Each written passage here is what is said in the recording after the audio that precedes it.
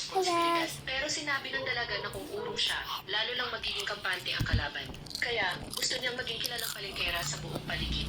Dahil sa ganitong paraan lang, walang maglalakas loob na bastusin siya nang makita na ganoon pala mag-isip ang dalaga. Agad siyang binigyan ng lalaki ng isang punyal para sa depensa. Pagkatapos, sa ilalim ng mapagmahal na tingin ng dalaga, umalis na ito. Hindi kailanman naisip ng dalaga, kahit sa panaginip, na ang lalaki pala ay ang kanyang hindi pa nakikilalang mapapangasawa. Dahil ang pinsan ng dalaga at ang lalaki ay may kasunduan ng magpakasal, 2 taon na ang nakalipas. Ngunit nalaman ng pinsan na ang lalaki ay naging taong gulay, kaya gusto na niyang umatras sa kasal. Pero ang dote na ibinigay ng kabilang pamilya ay nagamit na nila ang kalahati. At nagkataon namang narinig ito ng dalaga mula sa labas ng bintana. Kailangan din niya ng pera para magbukas ng negosyo. Kaya kusa siyang nag-alok na siya na ang papalit sa pinsan niya para magpakasal ako na ang aayos nito para sa inyo. Ha? Ikaw, ganyan ka ba kabait?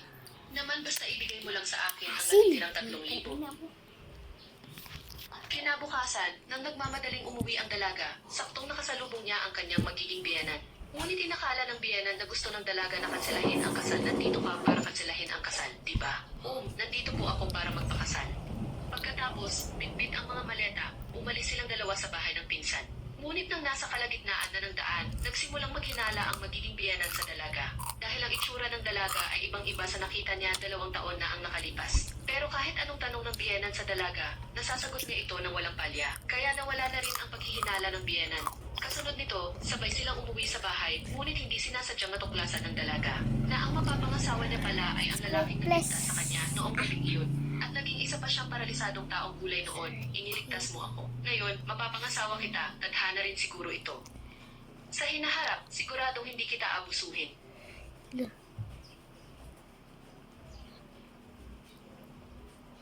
Heng Jiayang, nakikita mo naman ang sitwasyon niya. Kung nagsisisi ka, pwede ka ring umalis.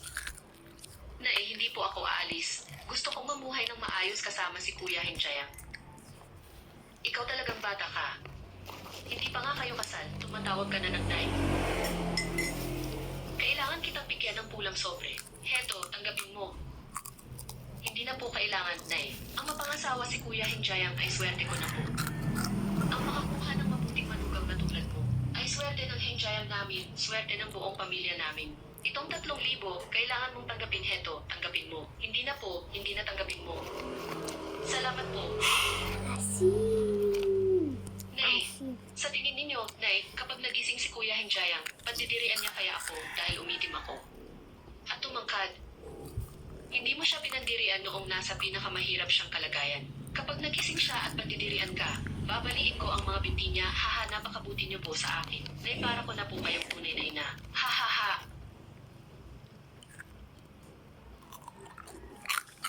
Pupunta ako sa palengke para mabilhan ka ng masarap na pagkain, ha? Sige po. Ang biyanan na ito, napakadaling lokohin. Hello. Hoy, tulungan mo akong maghanap sa nayon kung mayroong paupahang pagawaan. Bakit ka naghahanap ng pagawaan? Gusto kong magbukas ng pagawaan ng Muebles. Sige, salamat ha. Xiao Jiayang, hindi ba't nurse ka? Bakit ka napasok sa negosyo ng Muebles? Sideline ko po ito. Ang trabaho ng nurse, sobrang abala. May lakas ka pa para mag-sideline. Ibig sabihin, magaling talaga itong si Jiayang Tang natin. Hoy, kung may mga kaibigan kang gumagawa ng Muebles, huwag mong kalimutang i-rekomenda si Jiayang Tang, ha? Narinig mo? Napakadali mo talagang maloko. Ano nang sinabi mong mabuti? Siguradong magre-rekomenda ako. Salamat, Tay. Kain na kumain ka ng karne, salamat, Nay. Kumain ka pa ng gulay. Opo. Nasaan ang mga bata? Hindi ko alam kung bakit ngayon, ayaw na ayaw nilang sumama sa hapagkainan. Kinakain lang nila yung baon nilang tinapay.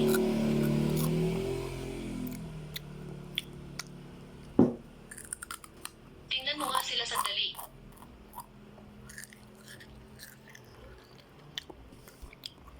Bakit hindi kayo pumasok para kumain? Kain. Masasamang tao kayo kapag kumain kami, ibibenta nyo kami. Ano ba na pinagsasabi ng batang ito? Kawawa rin itong 2 bata. Dati, pinagpasahan na sila ng ilang kamag-anak. Muntik nang maibenta sa mga human trafficker. Ngayon, hindi na nagbebenta ng bata. Kaming mga masasamang tao, direkta na kumakain ng bata. Hoy, mabuti na rin hindi ka kumain. Kapag gutom ka na at hindi na makatakbo, hulihin kita at kakainin. Kapatid. Pumasok na tayo at kumain, bilis. Hay, may paraan ka talaga.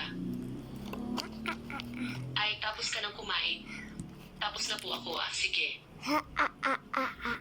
Tayong yung bisikleta sa bakuran. Pwede ko po bang hiramin? Sorry guys.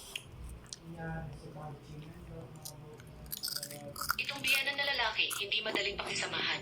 Malamang pinagtutunahan na niya ang pagkatao ko. Hindi pwede. Kailangan kong makaisip ng paraan para maging kaibigan siya. Dahil aalis na po ako dala itong bisikleta, ha?